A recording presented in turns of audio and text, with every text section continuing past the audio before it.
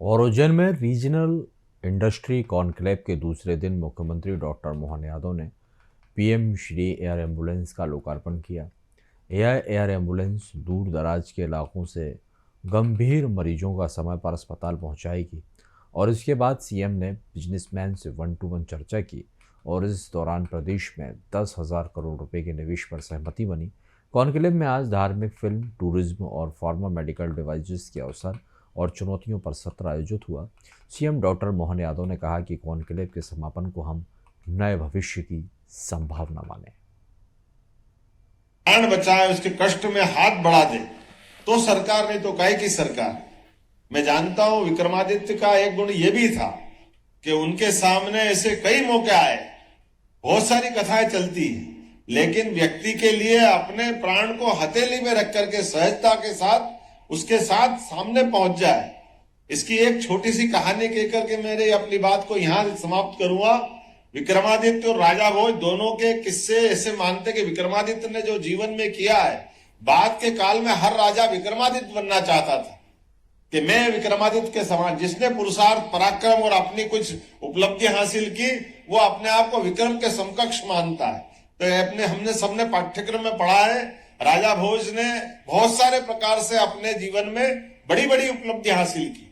10 प्रकार के उनके गुण थे। उनकी पुस्तकें आज भी भोजपत्र में उनके लिखे गए सभी संदर्भ ग्रंथ सहित उपलब्ध है। तो विक्रमादित्य के उस सिंहासन से जोड़ करके वो कहानी मानी जाती है कि विक्रमादित्य के सिंहासन पे बैठने जब राजा भोज जाते हैं तो 19वीं पुतली उनका कहती कि आप विक्रमादित्य के समान इस सिंहासन पे बैठना जानते हैं तो आप बहादुर हैं, आप अपने युद्ध कौशल में दक्ष हैं, शस्त्र और शास्त्र का ज्ञान है, लेकिन बताओ विक्रमादित्य की तरह आप आमने सामने सेनाएं खड़ी होगी और सामने आमने की सेना में आपको युद्ध जीतना है, किसी कारण से युद्ध हारना नहीं, क्योंकि हारना विक्रमादित्य जानता नहीं।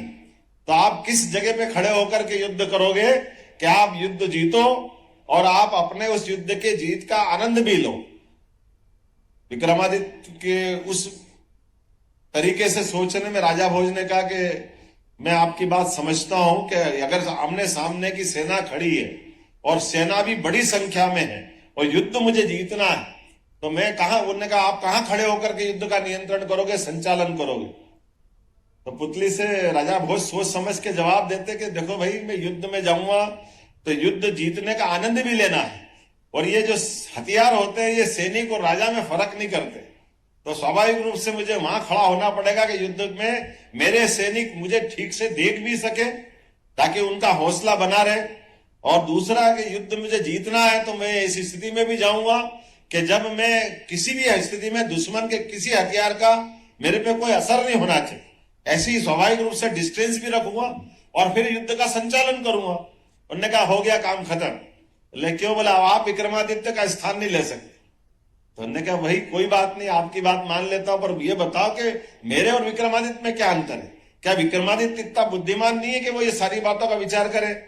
बोले नहीं, विक्रमादित्य वो बुद्धिमान तो है जितना आप बता रहे हो, लेकिन आपसे भी आगे वाले हैं। तो आगे वाले कैसे हैं? बोले फर्क इतना ही है, विक्रमादित्य ने कहा कि जन्म के बाद मौत कितनी बार आती है? मौत एक ही बार आती है।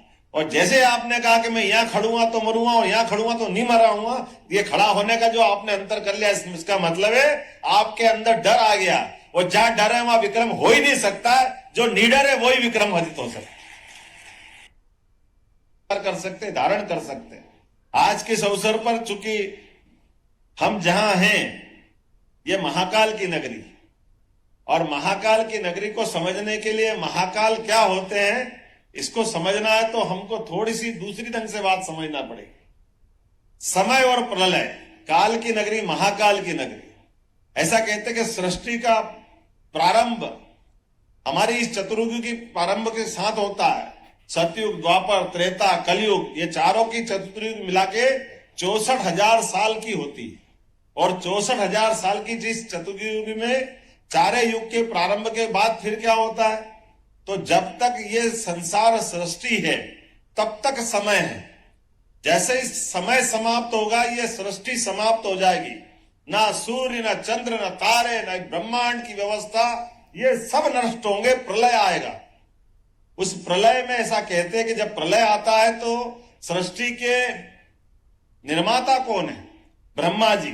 और ऐसा माना जाता कि ब्रह्मा जी उस समय सोते हैं, तो फिर जागता कौन है? जागते केवल महाकाल है, जो इंतजार करते हैं इस बात का कि मुझे फिर ब्रह्मा को जगाना है, फिर मुझे ब्रह्मा को खड़ा करना है, फिर नई सृष्टि बनाना है। तो ये जो आपके माध्यम से उद्योगों की जो श्रृंखला चलती है, कमोबेश उस ब्रह्मा जी के द्वारा किए गए काम की एक लघु रूप में आपको लाती है, जो इस संसार को चलायमान व्यवस्था बनाए रखने के लिए वित्तीय प्रबंधन के आधार पर हर एक के जीवन में खुशहाली आए, हर भूखे को अन्न मिले, हर एक के जीवन में कहीं न कहीं संसार में आपस की मनुष्यता स्थापित हो। इसीलिए उद्योग निवेश को सरकारें प्रोत्साहित करती है। मेरी अपनी ओर से इस अच्छे आयोजन की बधाई, बहुत बहुत धन्यवाद।